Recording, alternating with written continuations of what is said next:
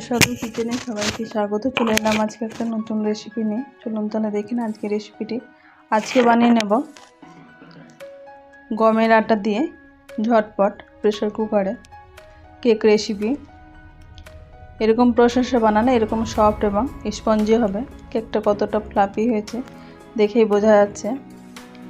এরকম কেক বানানোর জন্য প্রথমে একটা মিক্সিং বোল নিয়েছি, তারপরে আমি দুটো ডিম এটা ফ্রিজ থেকে বের করে নর্মাল টেম্পারেচারে যখন এসছে তখন এটাকে ভেঙে নিলাম।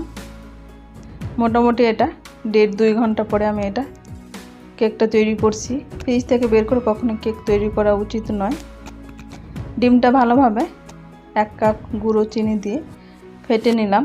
এখানে 5 মিনিট মতো এরকম ফেটে নেওয়ার পরে ফেটানোটা দেখে বোঝা যাচ্ছে ব্যাটারটা কতটা ফুলে উঠেছে। এখন এখানে নিয়ে নিচ্ছি 1 কাপ গমের আটা,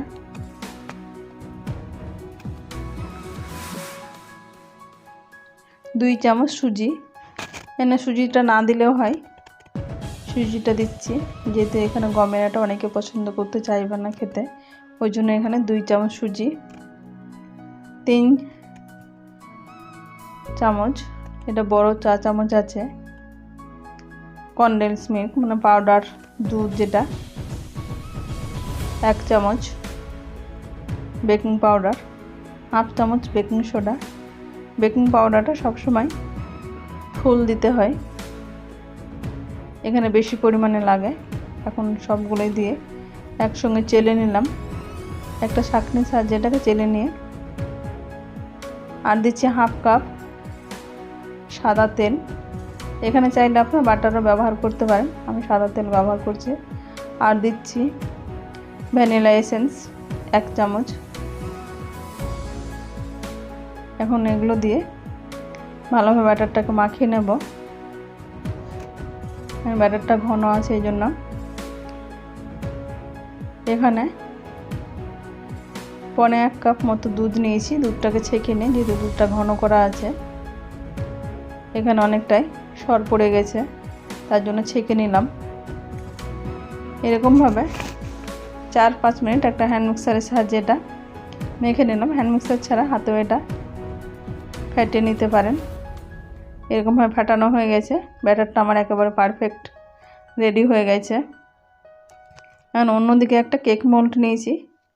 এখানে কেক মোল্ড ছাড়া স্টিল কিংবা সিলভারে যে কোনো বাটিতে এটা তেল ব্রাশ করে নিয়ে তেল কিংবা বাটার ব্রাশ করে ব্যাটারটা এর উপরে ঢেলে দেব।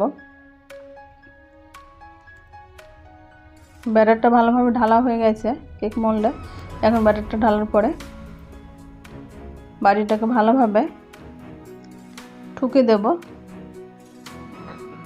যাতে ভেতরে যে গ্যাপ থাকে কিংবা বাতাস থাকে সেটা বেরিয়ে যায়, ওই জন্য এখানে কোনো গ্যাপ থাকবে না, এই জন্য এটা ঠুকে দিলাম। অন্যদিকে প্রেসার কুকার ওভেনে বসিয়ে দিয়েছি।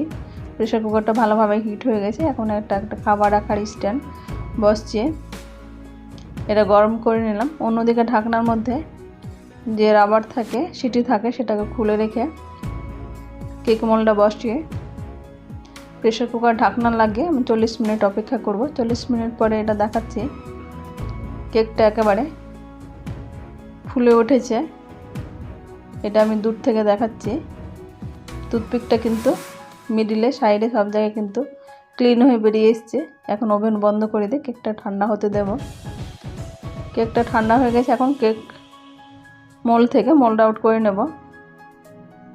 এটা কিন্তু কেকটা অনেকটাই ফুলে গেছে দেখে বোঝা যাচ্ছে, এবং কেক মোল্ড থেকে উপরে অনেকটা উঠে গেছে বলে সাইডটা একটু বেশি ফুলে গেছে, একটু এবড়ো খেবড়ো হয়ে গেছে জায়গাটা সাইডগুলো। কেকটা আমি সোজা করে নেব। এই সাইডটা একটু ফুলে এরকম খুব সহজে তৈরি হয়ে গেছে গমের আটা দিয়ে কনডেন্স মিল্ক দিয়ে কেক। আমার রেসিপিটি কেমন লাগলো আপনার বাড়িতে একবার ট্রাই করে কমেন্ট বক্সে কমেন্ট করবেন।